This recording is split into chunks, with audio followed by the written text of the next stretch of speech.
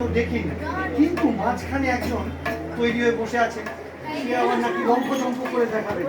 আমাদের ওই দিদির ভাইপোর ছেলে ঋদ্ধিমান ব্যানার্জি।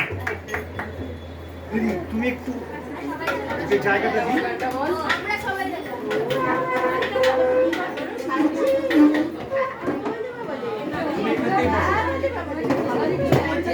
এক্ষুনি কিছু খাওয়া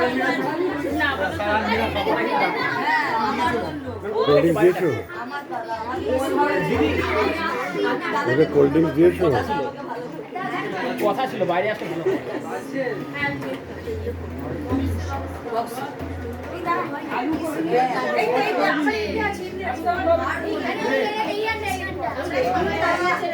এই যে শিল্পী দাঁড়িয়ে আছে অনেক,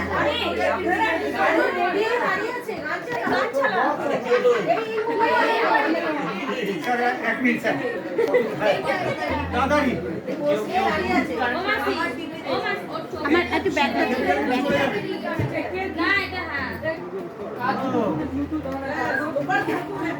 দাদারি